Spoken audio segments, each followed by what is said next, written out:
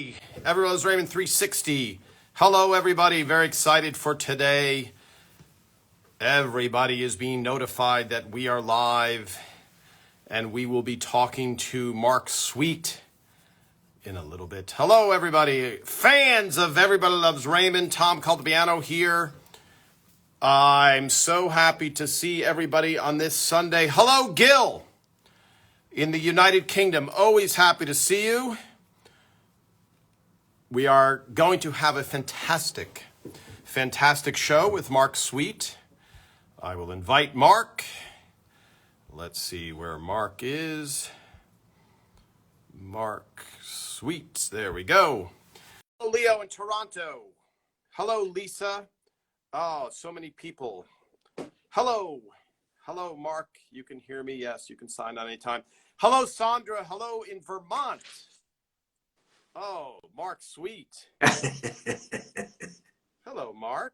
Hiya, Tom. I'm going to plug in my microphone here. You're going to hear a brief change. Okay. We go. Mark, can you hear me? I can hear you. I'm so happy to be with you, Tom. Well, Mark, it's always fun when we talk. We always run out of time. I've laughed harder with you than any other human being, pretty much. We see Mark has frozen. Okay. Hello, Karen. Hello, Leo. Mark is frozen on his end. You guys, let me know anytime the camera freezes or something. There we go, Mark. Yeah, it froze, but you're back. Okay. And you're back. So I was saying, Mark, I've laughed with you harder than any other person on the planet, I think. Oh, I appreciate that. That's the truth. I'll never forget that night. I will never forget that night. We could not stop. Yeah, I'll fill everyone in. Yeah, just so we're not talking about a private thing. We were filming something, and Mark and I started laughing, and we just couldn't stop laughing to the point where the camera crew was just like, "Okay, all right, let's go," and we just could not stop laughing. I'm sorry. Yes, great. I'm reading these comments. We had Raymond theme tune as our wedding song. Oh, that's awesome. That's awesome. Thanks for tuning in. Hello, Karen. Hello, Karen. Hello. Yes, Plymouth, England. Very good. Just doing a couple of shout outs. Sure. Hello, Bobby in Hawaii. So, Mark. Yes, sir. I'm going to frame this a little because today is a little bit of a special episode because we're going to talk about Everybody Loves Raymond, of course, and your role in that series. And then we're going to talk a little bit about Bob Saget, because I know that you were friends with him and long time friends. So, I met him at Raymond once, and I met him just recently at a benefit that Ray was doing with Dave Chappelle and Ray, etc. So, Karen, you have your ELR theme as your phone ringtone. That's awesome. Hello, Belfast, Northern Ireland. Hello. Oh, man. Yeah. So Mark, I'm just going to frame it for people. This is the second time we're seeing you, but we have a lot more followers now. Perfect. You were the warm-up person, and the warm-up person is the person that keeps the audience involved, energized, etc. The live audience for a multi-camera sitcom, which is what Everybody Loves Raymond is. Right. So, was whatever the tense is in our hearts, it still goes on. Okay, sorry, I'm ready. Leo, we'll get back to your question. So, Mark, go ahead. Tell me you're getting into warm up really quickly and how you see it. The role of the warm-up person. Well, I just try and engage the audience. It takes 3 to 5 hours to film a live show because they do the scenes in order, and they'll repeat the scenes more than once. And so at the beginning of the show, I bring out the cast, and then I work in between while they're getting set for the next setup. So that's pretty much in a nutshell what I do. And that is no small task, because the audience has to see the same joke twice, so the element of surprise is gone. And so you have to keep them focused. Correct. And each time they see it, you want them to feel that they're seeing it for the very first time. and I try and create an atmosphere where they feel they're really at an event. And they are, because people come from all over the world to see these shows and wait for months to get tickets. And it's a difficult ticket, and they're thrilled to be there. And Mark, just for people who have never seen a show, Sure, a live show. So, yes. and just to be, I sometimes like to over-explain because we are so close to it. But Right. on a show like Sex in the City or Desperate Housewives, there is no audience and it's filmed like a movie. Correct. And on a multi-camera sitcom, you have a live audience. On Everybody Raymond's case, we had about 200 people. They Right. watch the audience from beginning to end. So it's very much, if you think of it more as a play that you would see in a theater, Right. that's what Mark is trying to do. Only in that play, they're seeing it twice in a row instantly. At least twice, typically 3 to 4 times, and sometimes they come back and they do what's called, this keeps kind of fading to dark and then coming back. I don't know, should I be hitting something on the phone? But No, you look perfect, Mark. I'll let Okay. you know. You can hear it. Okay, because on my side it goes dark. That's fine.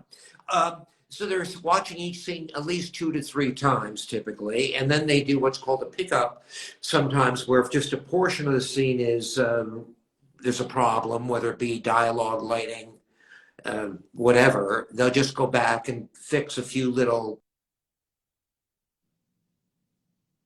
things. All right. We Mark is spinning again. And so what he's saying is, there you go. What he's saying is they'll go back, meaning pickups mean you shot a scene that you have seen on TV and you love it. Well, they've shot it twice, and then the director might go, when Patricia Heaton picked up that drink, I feel like the camera moved in both takes. Would you mind if we just get that portion? Correct. So now the audience sits there, and they have to watch Patricia Heaton picking up a drink and putting it down. Not the most scintillating thing. And so the showrunner, in this case, Phil Rosenthal, knows, okay, like I want this audience to be completely awake for the end of the show. I don't want them to be sitting there going, how many times do I have to watch Patty Heaton pick up a drink? Right. So now one thing you don't want the actors, the showrunner, or the network to worry about is the audience. So I take it very seriously and try and at least take that potential problem off the table for them and handle it. And that's on that side of the bleachers. And from the moment I get there to the moment I leave, and I start before I actually start, walking through the audience, talking to them, engaging with them, and getting them.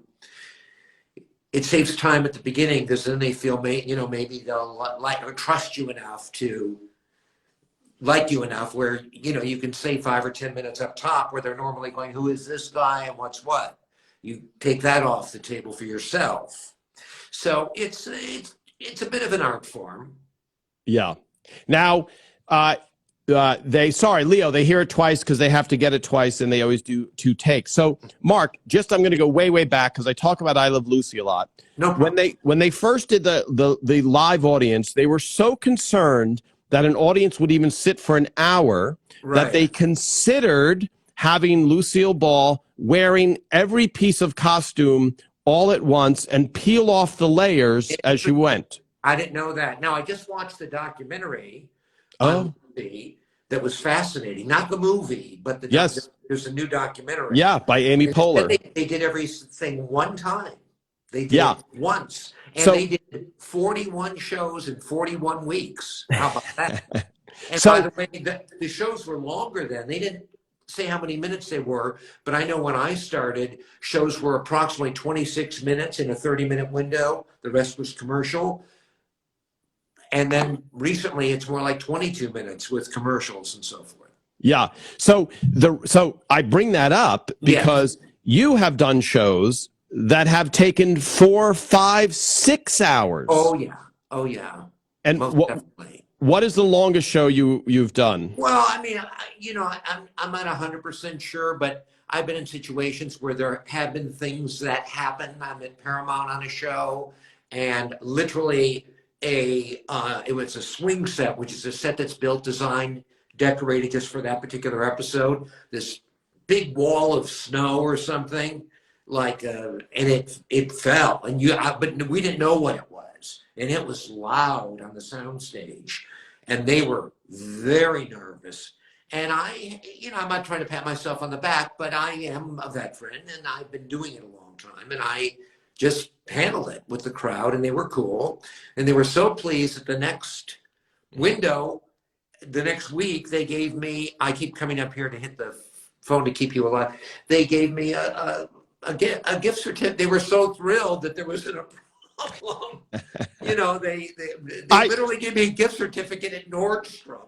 I thought you were going to say they were so thrilled the next week they knocked down another wall just to see me do No, the magic. it was, you didn't know what it was. It was an earthquake. If the bleachers collapsed, somebody fell out of the rafters. I mean, it was like crazy.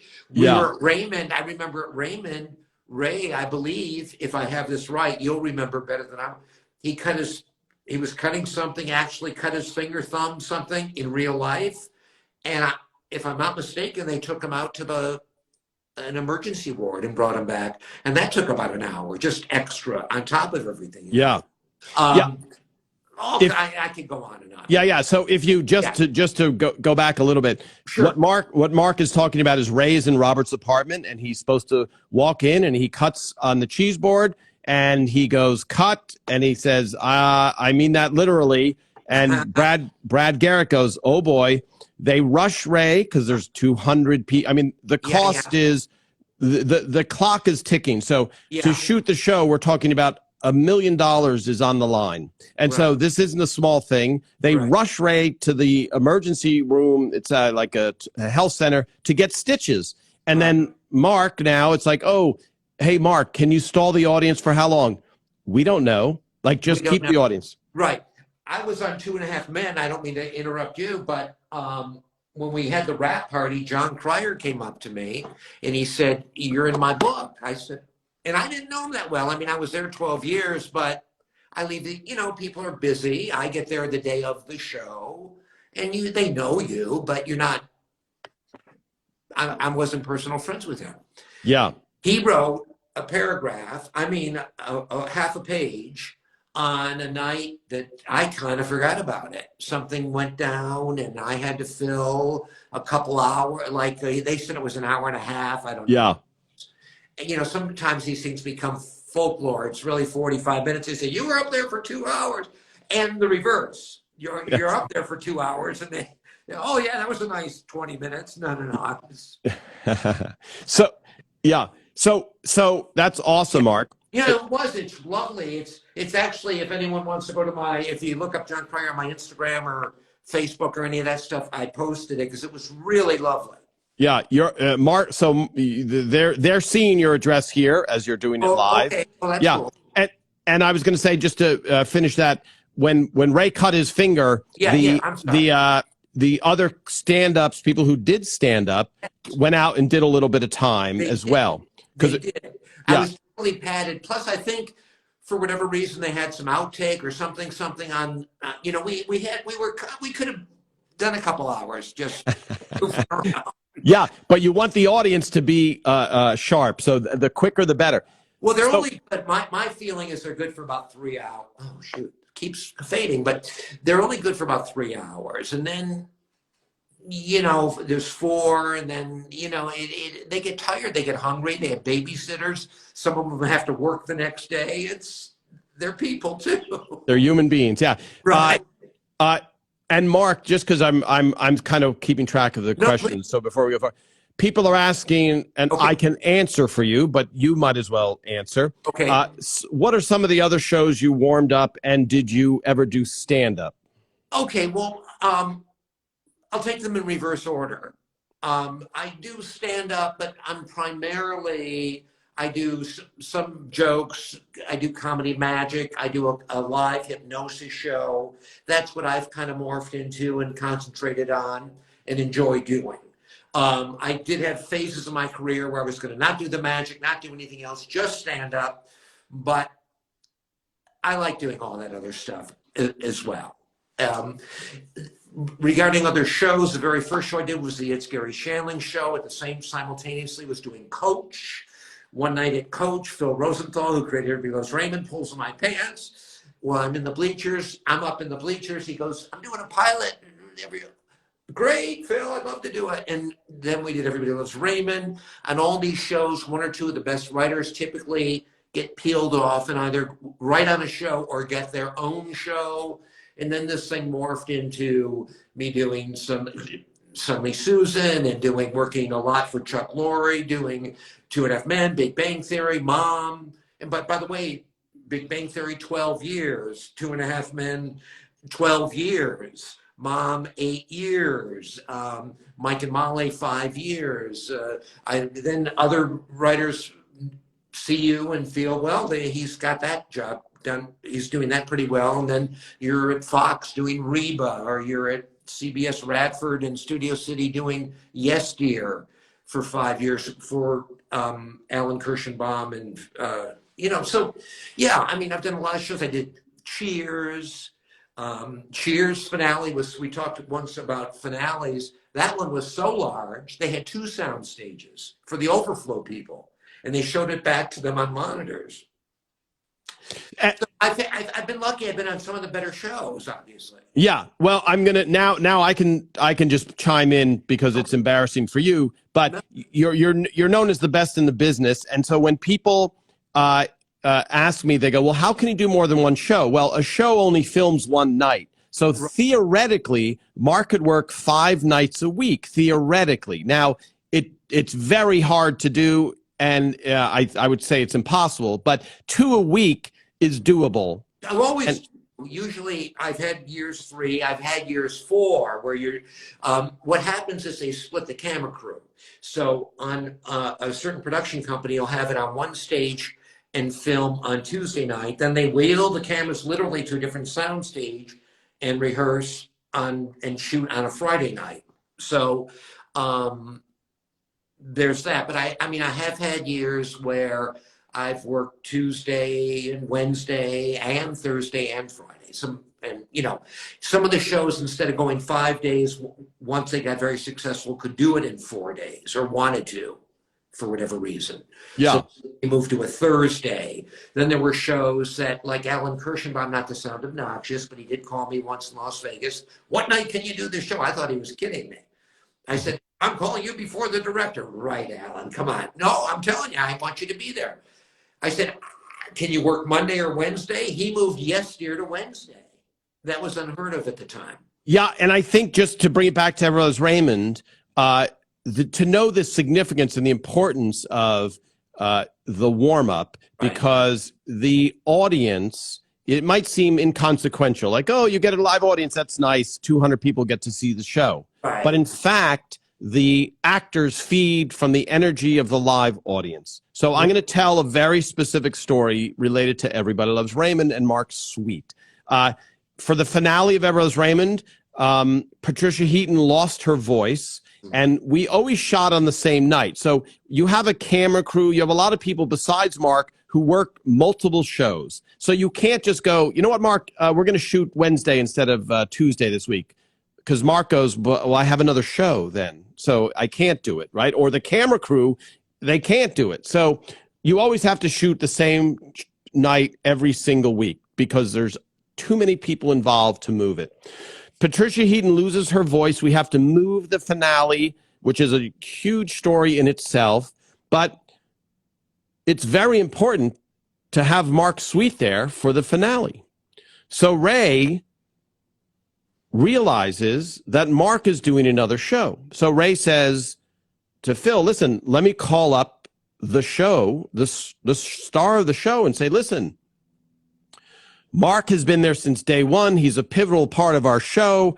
We have the finale. It's arguably our most important episode. It will be seen by more people than have ever seen our episode before. Is there any way that you can find someone else to warm up your show? You know, you're in the middle of your series. It's not, whatever. Awfully sweet of him to do. Yeah. And the star of the other show said, I'd like to help you, Ray, but Mark is too valuable to us. I just think it becomes, people are creatures of habit, so they're just comfortable with something. Right. Whether it's me or the next guy or whatever they're comfortable with, that's what they know. We all like to work with people we know. So I think that's probably, honestly, a big part of it. Sure. But either way, now Ray and Phil, and I'm telling this story because it does seem inconsequential if you don't understand how pivotal a live audience is. Because if the audience isn't awake and alive, the actors start going, this isn't funny. I'm not performing funny stuff. And they feed off of that lack of energy. That's interesting. Well, not only the actors, maybe not with Phil Rosenthal or Chuck Lawyer or some of the guys, but if the networks start getting involved and start giving a lot of notes during the evening of the show, then the whole thing can get kind of bogged down where they're just changing because they think ooh is funnier than hey or something, and little things, because I've been on shows where they'll make these changes. You're doing 5 and 6 takes, and to the average eye and ear, you go, what just changed? I didn't quite, something went wrong, I guess, before, but I didn't even know, I wasn't sure what it was, maybe. Yeah. So to finish that story, Patricia Heaton is still not better when it comes time to film. And it ends up getting pushed to, I believe, a Sunday, which presents no problem because no shows shoot on a Sunday. Yeah. And so you ended up being there, which thank goodness for it. Now, Mark, I want to post because I want to talk to you about Bob Saget, which I'm curious about our international audience, if they knew of Full House, etc. But I'm going to post some pictures because I would go much like I do on this, which is I love this audience and I love answering questions for the audience. I would do that during Raymond. And it started with just, I was doing so much stand-up and then I wasn't doing stand-up. And so I was like, oh, let me go in. And when I would open for Ray, I loved talking to the crowd. And also, well, it gives you a bathroom break, not to be... It was good all the way around. It was fantastic. Yeah. So loved it. Yes. So I would go up and Ray would be like, just answer some questions and whatever and go up and, give Mark a break. So then I did it for all 9 years, but I found a photo the other day of you and you like handing me the mic and then talking as you walked away. So I'll post that. I'd love to see. Yeah, after this. But I'm just curious, give me to the listeners, to all of our viewers here, okay. Give me some hearts if you know Bob Saget in Australia, if you know him in the United Kingdom. We have some people in rural Australia, which I'll say, so hi, Karen, great. Wow. I'd not heard of Bob Saget here in the UK. Oh, very interesting. That's very interesting. Okay, now I'm curious in Australia. There's a bunch of going up. Yeah. So Bob Saget hosted America's Funniest Video. Bob Saget was a stand-up. We're going to get to I'm just trying to shape this for people who don't know. He was a stand-up. He hosted a show called America's Funniest Videos. Now on YouTube, you can see 1 million funny videos. But in those days, he was a giant hit because you had no way to see these random funny videos of whatever. And he hosted that show. He was starred in with John Stamos, a show called Full House. Right. And he became a household beloved, just a wholesome America's dad. Yeah.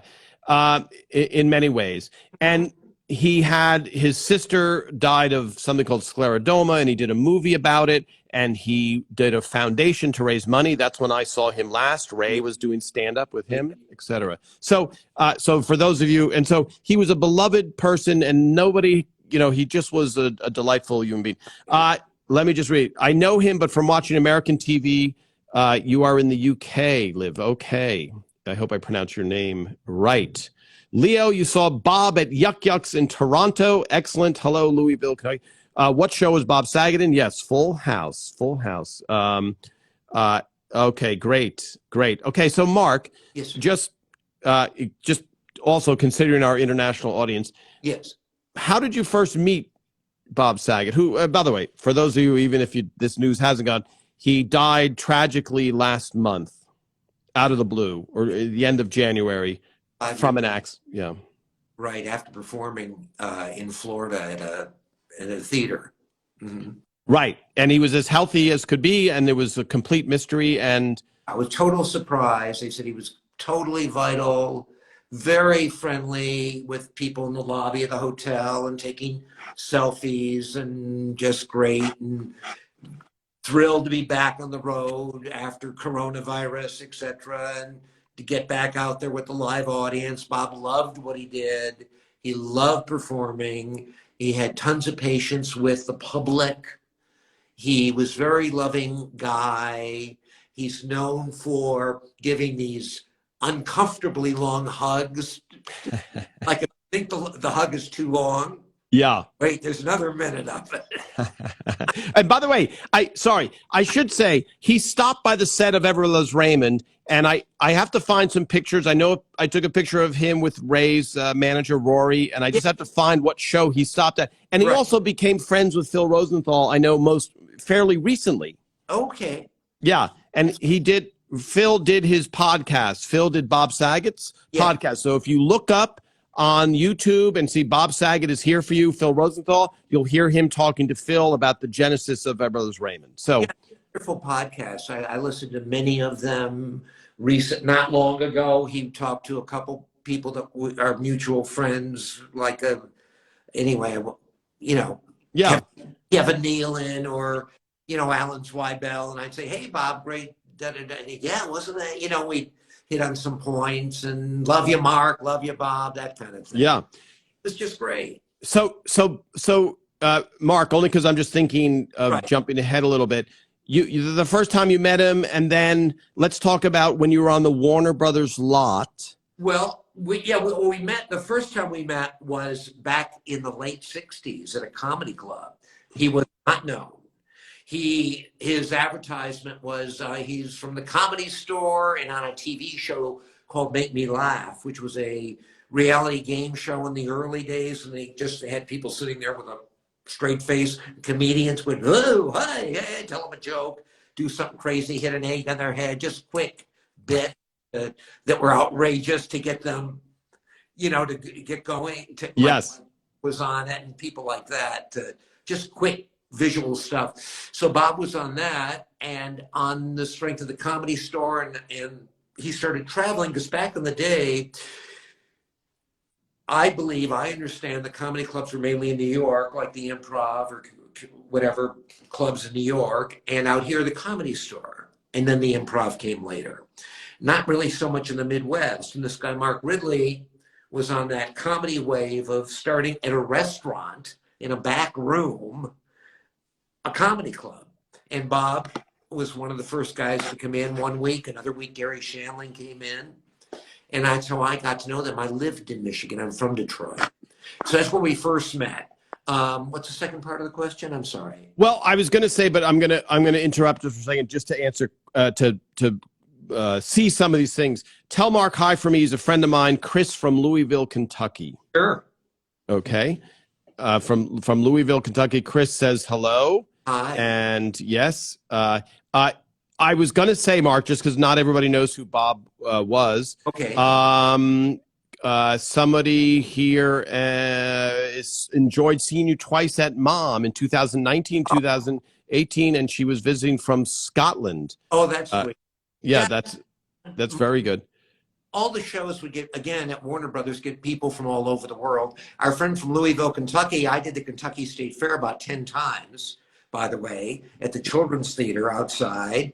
I also would go every November at the Kentucky State Fair in the West Wing and do the RV show for General Motors for years, over 20 years. So I know Louisville. My wife is from Paducah, Kentucky, outside of she's from Benton, which is 45 minutes from Paducah, which is. By the way, if you thought we lost Australia with the Saget talk. No, I'm sorry. Small town from Kentucky. Nobody I'm cares. enjoying it. I'm enjoying it. I'll stay on task. So let me go back and paint a little more picture of, Sure. Mark is going to tell a story that he had told me about, but I don't remember all the details, but it was great. when you go to the Warner Brothers lot, Yes. Everybody Loves Raymond was on Warner Brothers. So you got to imagine about 25 sound stages. So you walk there. Everybody Loves Raymond was on stage 5. Big Bang was on this stage. Friends was stage 24. They weren't all there at the same time, but I'm just describing that within 200 yards or 400 meters, wherever you're from, are all of these sound stages of these shows. So you could see Jennifer Aniston walking out, and there's Brooke Shields now, and then Allison Janney is coming out of Mom, whatever, at different stages that I'm describing. Right. So when Mark was on Two and a Half Men was there, Big Bang was there, Mom was there, and so these were all within walking distance of the thing. So when Mark would go to work, he would drive onto the Warner Brothers lot. Today he's on Big Bang. Tomorrow, let's say he's on Two and a Half Men. Right. He was on Everybody Loves Raymond. So it's like a little teeny world with all these phenomenal hit shows that you can throw a stone at and hit any of them. Yeah, so it's true. It's like a suburbia where there'd be houses one next to the other, only there are these massive sound stages. Yes. So right? Yep. Mark, only because you're starting to get hit by direct sunlight. Are you Let me look. Can I go lower my drape real quick? Absolutely. I'll hum a song or something.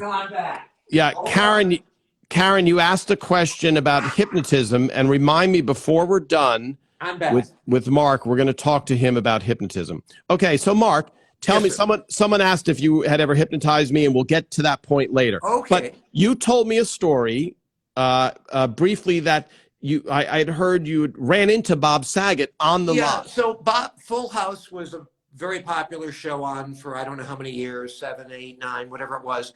And then a whole bunch of time went by and it was not on the air. And then they came back with Fuller House. And Bob was on some of those episodes. So I was, I don't know, a few years ago, going to work on the Mom show. There's Marvin, there's Bob, and there's Dave Coulier. But standing in the middle of the street. Right outside. They were actually goofing around because I think the tour bus was coming by and they were goofing around with them a little bit. So for those of you that if you ever get a chance to go to Warner Brothers, Warner Brothers has a tour, and there's it's like a Surrey, it's like a very long golf cart, and I've been in the car with Ray, and we pull up to it and put down the window, and Ray goes, excuse me, but do you know where they filmed Everybody Loves Raymond? That's hysterical. And then, yes, and sometimes the people would recognize them, and sometimes the driver would go, yeah, it's stage 5. You know, like, why you bother me? Like, buy a ticket. So sometimes the fans would go, oh, my goodness, it's Ray Romano. And sometimes no one would notice. They were just standing outside talking, really, not to one another. Dave Coulier was talking to somebody, and Bob, he just appeared, really, as I parked. Hi, Mark, and he came right over, gives me one of his big Bob Saget hugs, and he said, you've got to see the set. Now, I've been on a lot of shows, and I've met a lot of actors. I've never had one that was so enthralled with every piece of paint, every nail in the set, and we walked on that stage. I get there early, I had extra time, and he introduced me to everyone. He said it's the exact same dimensions as the other set. They had the blueprint. He broke it down. That's the belt that, and he just knew every ounce of it, every inch of it. And he loved it. And he lived it, and he felt it. And then he took me to the hair and makeup room, and there's John Stamos and some of the hair and makeup people that I knew. And he says, you're going to come back? And Bob, I got to go. I have to work, actually. But. And Mark, because let me ask you this, because it's such a great feeling for him, because obviously you know, because you were at Ground Zero, Everett Raymond had such a friendly family vibe that the thought of if it could be rebooted again, Everett Raymond, but that emotional thing, if we saw Ray and Deborah's kitchen and everything, it was all there. My God. It's better than the first time in a way, because you just have a new appreciation for when you're in it, you're pretty busy working and learning your lines. And at the time, he was doing that show and doing America's Funniest Home Videos and doing stand-up. So you're on a treadmill, and you have a family. You know, Yes. you have a life as well. So you're pretty busy, and you have all you can do to get from point, to get to the next Yeah. spot. Yeah. But Boy, now he just really appreciated it. yeah. And was happy to share it with an old friend. Yeah. And he really wanted me to soak it up with him. And I was happy for him, Yeah. That's awesome. And that shot, I saw it. It was Fuller House. I forget what the stage number was exactly, I but think it was 5, but I could be mistaken. okay. Friends was 24. And so I'm just scrolling back through a lot of, hold on, Mark. I have a Okay. frog in my throat. I have to take my, hold on. Oh, I love the cup. You know that guy?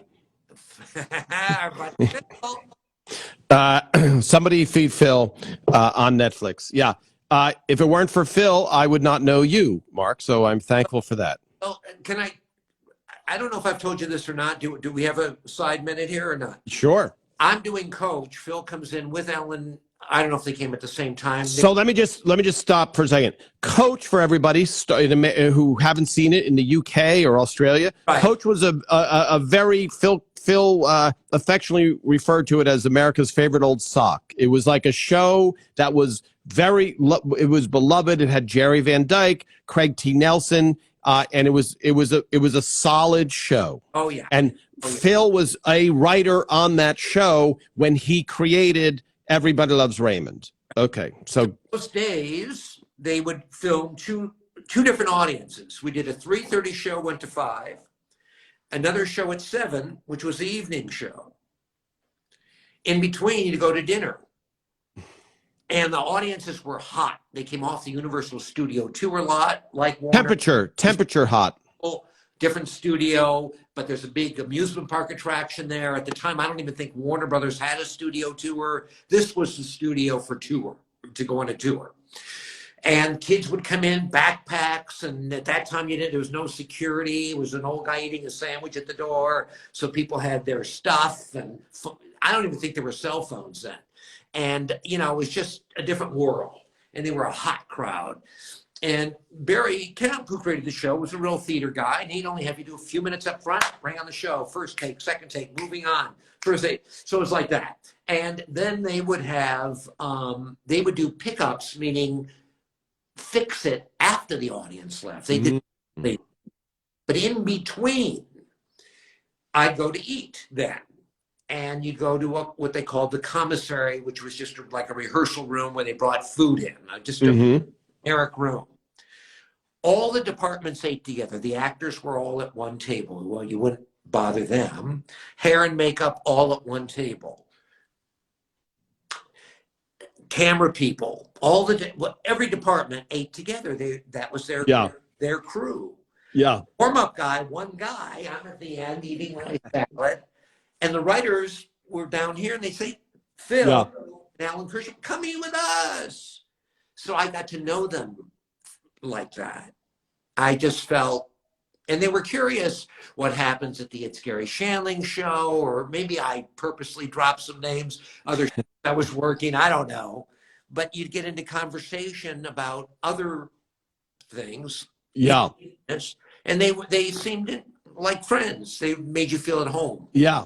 And if you watch Phil's show on Netflix, Somebody Feed Phil, that's a very common thing that he does, is just start talking to strangers and pull them in.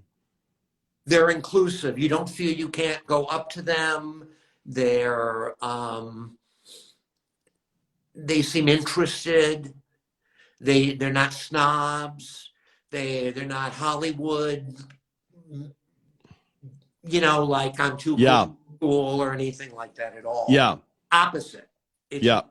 Oh, thank you. Plus, it helps that I knew the head guy and he respected me, and it just all kind of worked. Yeah. And I think, sorry, you mentioned it, but I don't want to gloss past it. No, go what?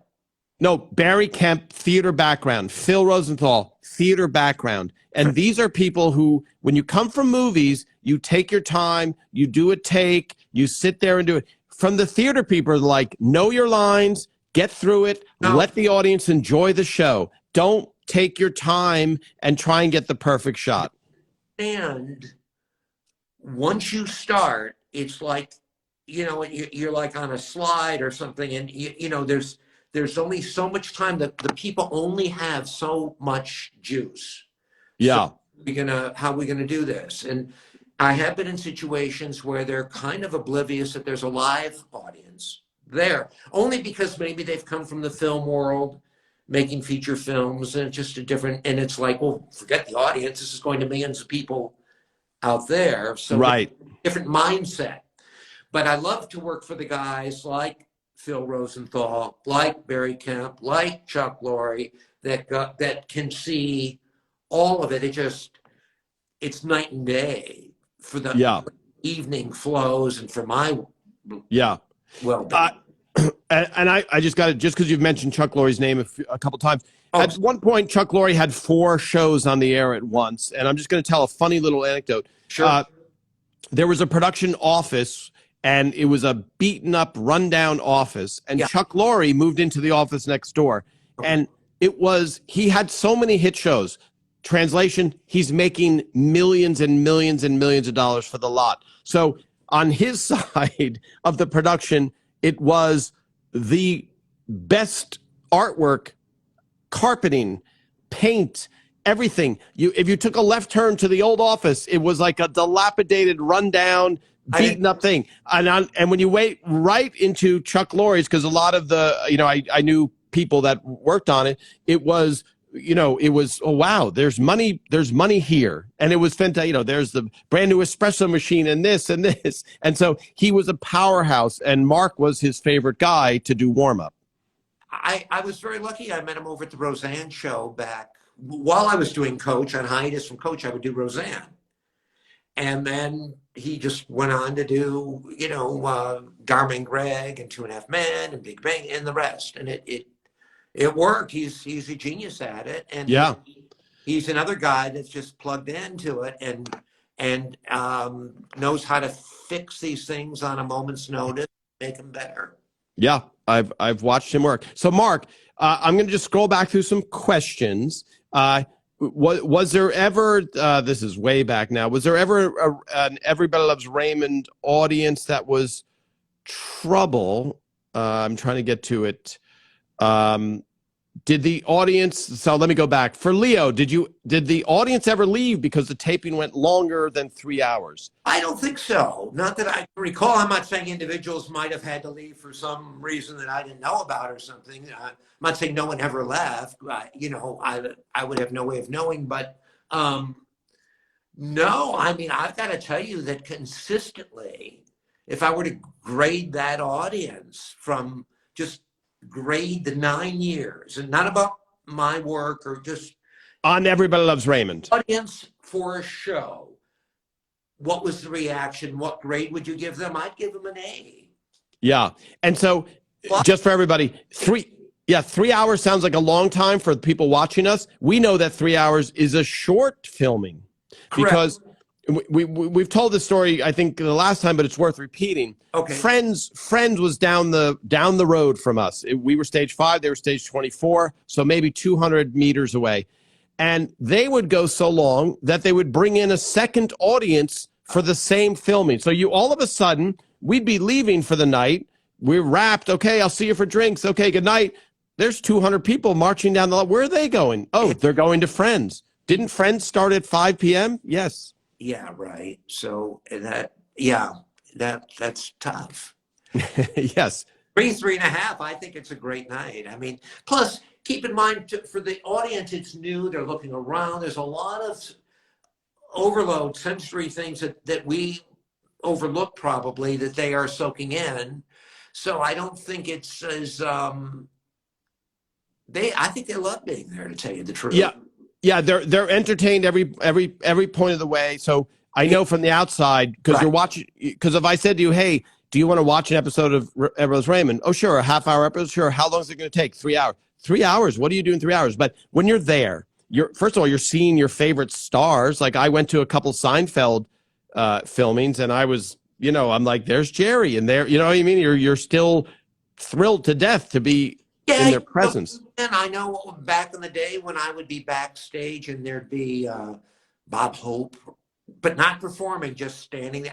How does he do that? Or or Milton Berle had 2 red dots in his eyes. It was a makeup thing, a trick, but it made your eyes do something, look bigger, like something funnier. I don't know what. Jerry Lewis had a red Luden cough drop. So his tongue was real red when he would do, and do his shtick. Yeah, no, I mean, but I would soak all, I'd watch all that. I loved that. If you're interested, but you have to be interested in that stuff. But I was. Yeah.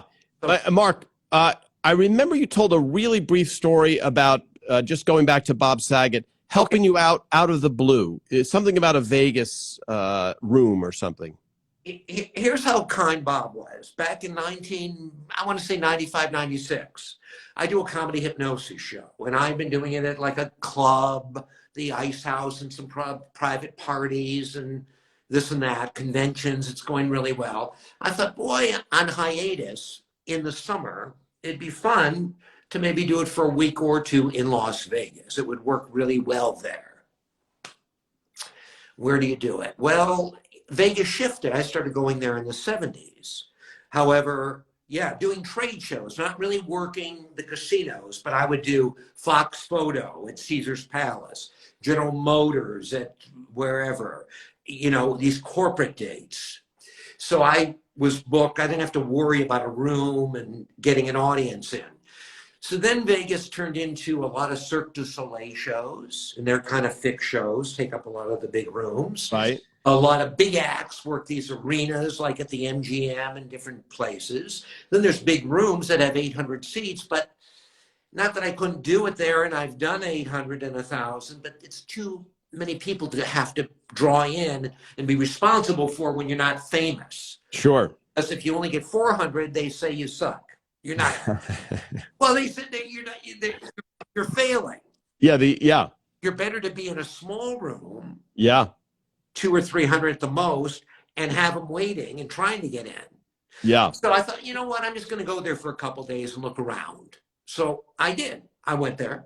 Yeah. All day, and everything, like I said, it was Cirque du Soleil. It was this, too big, too that, I didn't want to be, nothing was right for me. Yeah. I think I made a couple cold calls.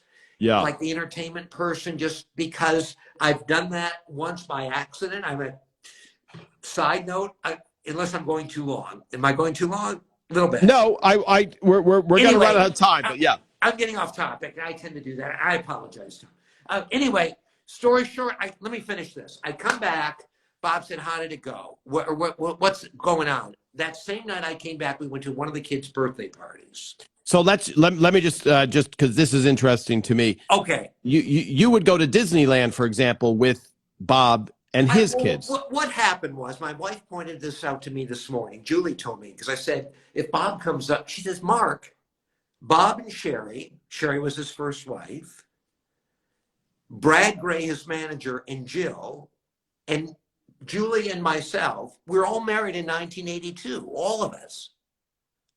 3 couples. Mm-hmm. We all had kids at the same time. So we all became friends through all of that. Yeah. Plus, we're all in the business, and we just had we just became friends. Yeah. So, the side note with Vegas, should I finish the end of Vegas? Yeah, we'll finish. Let me just bring it back. Bring me back.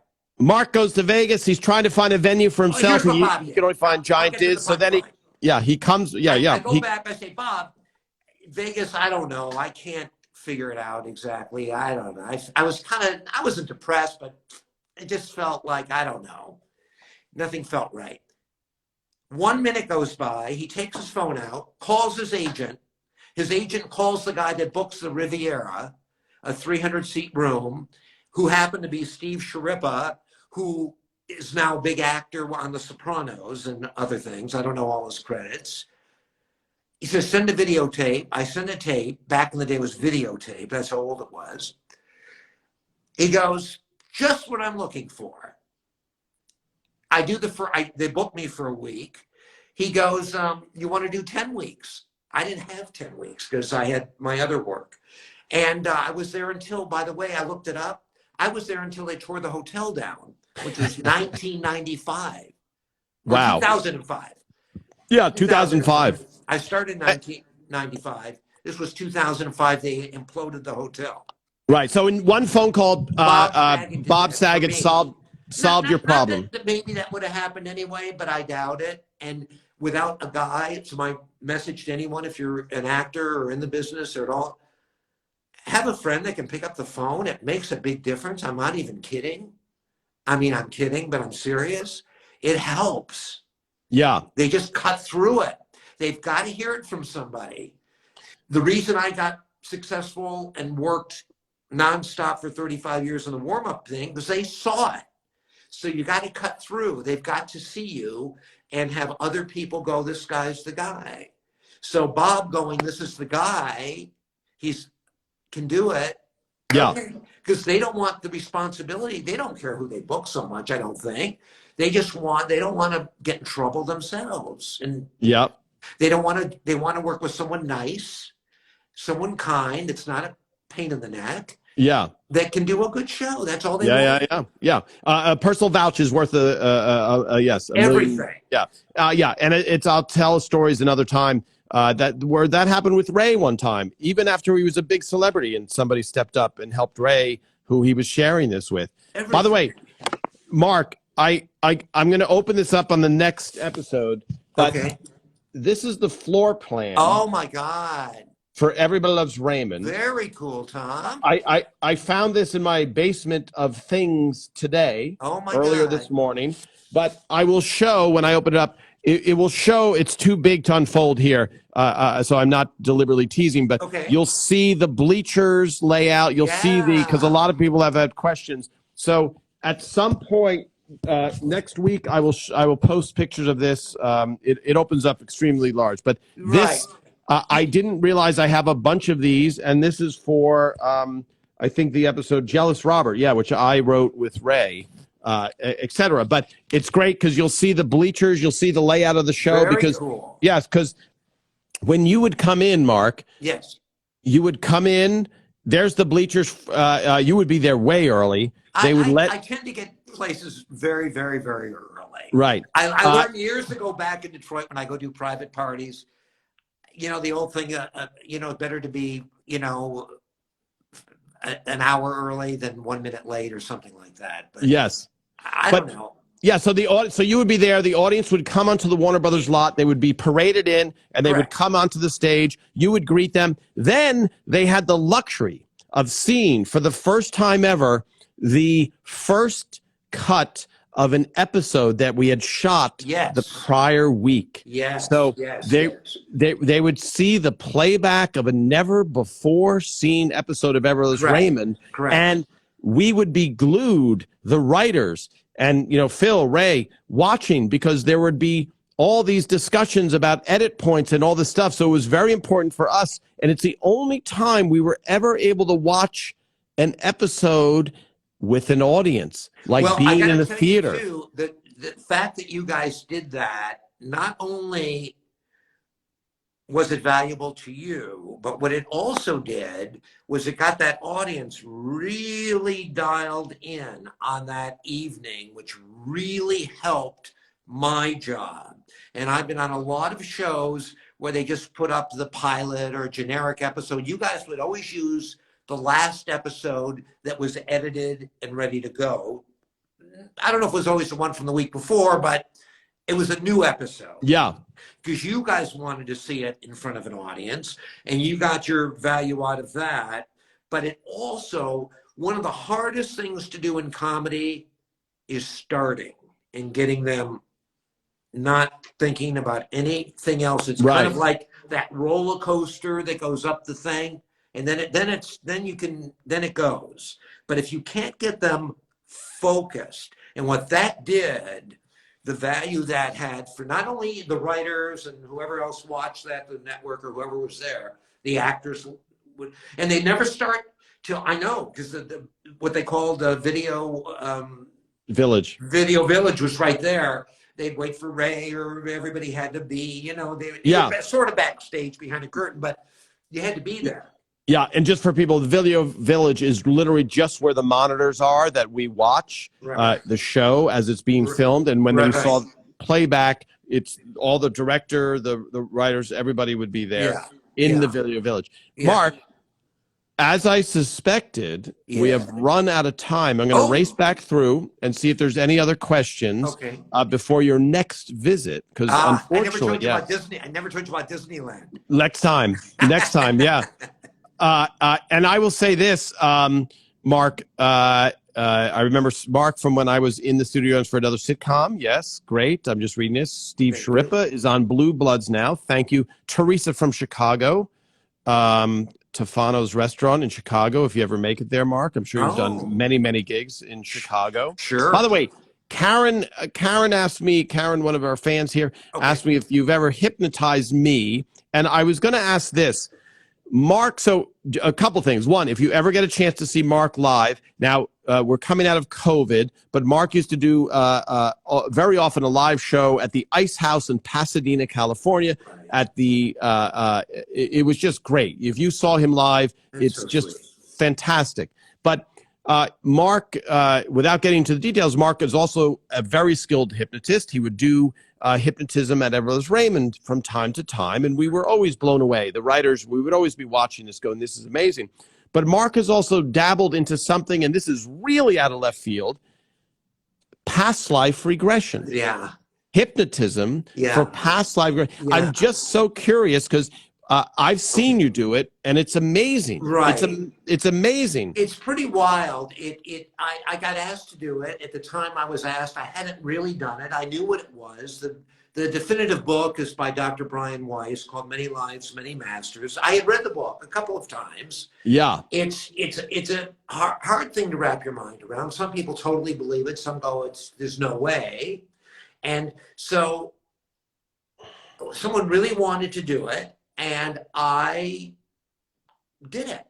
And I learned how to do it. I studied it, and I went through the steps. And to my amazement, not only did they get hypnotized, not only did I tell them under hypnosis, there's a hallway before you, there's a series of doors, you're going to pick a door that has a significance for you in this lifetime. But when I went through the steps of how it works, blown away. Yeah. You could say it was their imagination. You can say they made it up. You can say whatever you like. But all I know is if they go back to a time that has a significance for them in this lifetime, whatever was bothering them, because I find out first what's on their mind and what they want to get rid of, what's in their way, it gets, if not resolved, it totally levels out. Yeah, and so I just because we're so far away from Everybody Loves Raymond, but I just want to say you were doing it to help a friend of mine initially, and I was agnostic, but the whole theory is that we've lived many lives, and if you can actually access it. And so there was a guy who wrote a book, Brian Weiss, that you mentioned, and he did 2 back-to-back episodes of Oprah, including hypnotizing on camera Dr. Oz. So whether you believe it or not, there's a definite, there's something there, and an amazing story, having witnessed it many, many times. Now, Mark, back to show business. Bobby in Hawaii, did you ever work the Magic Castle, Mark Sweet? I was a member of the Magic Castle for years and years and years. I have worked there. You have to, as a magician, audition even there doing magic to become a member as a magician. It's like another level. I never really booked myself there because I primarily do a lot of comedy, and they kind of prefer more of a magic act. And when I first moved to town, or when I came to town back in the late 70s, I became a member, and then I did audition to work there. And there was a guy who was sort of the comedy magic guy at the time there, that he kind of wanted to hold that down, and I. So no, there is another club called the Comedy and Magic Club, not in the Hermosa Magic Beach. Castle, in Yes. Hermosa Beach, that became my home, and I would work there several weeks a year forever. Yeah, and so just to cut real quickly, Magic Castle is a very specific, dedicated, old, magnificent mansion that is in the heart of Hollywood, where you can see the greatest magic acts in the world. Correct. And the Comedy Magic Club, Hermosa Beach Comedy Magic Club, is owned by Mike Lacey. It's in Hermosa Beach. Correct. Jay Leno used to do there every Sunday, so it's been closed down because of COVID. It will be reopening. But Everybody Loves Raymond. If you go to that show, to the right of the stage, as you're in the audience, are 3 outfits from Everybody Loves Raymond. Patricia Heaton's skirt from PTNA episode, Ray's outfit that he wore for the opening scene of the finale, and one of Robert's police uniforms. And on the other side is the puffy shirt from Seinfeld. And so that's where, you know, you went a lot. All right, Mark, someone just said, if you can make it quick. Somebody said, I'm a Disney fan and I want to hear about the Disneyland Bob Saget story. So just make it a nice, compressed, quick story and we'll say goodbye. I hear you. So the kids are small. Bob takes his daughter, Aubrey. I take my son, Griffin, with our wives. We were Bob's car. We go to Disneyland. Bob, on the way there, Mark, you know, I'm on Full House. It was like the first year. And I don't know, could get swamped and be a whole thing. Okay, Bob, sure, Bob. Yeah, Bob. And we're there like all day and not too much. I mean, maybe somebody went, oh, is that the guy? I don't know. But it wasn't like we didn't have to keep the crowd away, okay? It wasn't like the Beatles landing. The Beatles weren't there. No Beatles.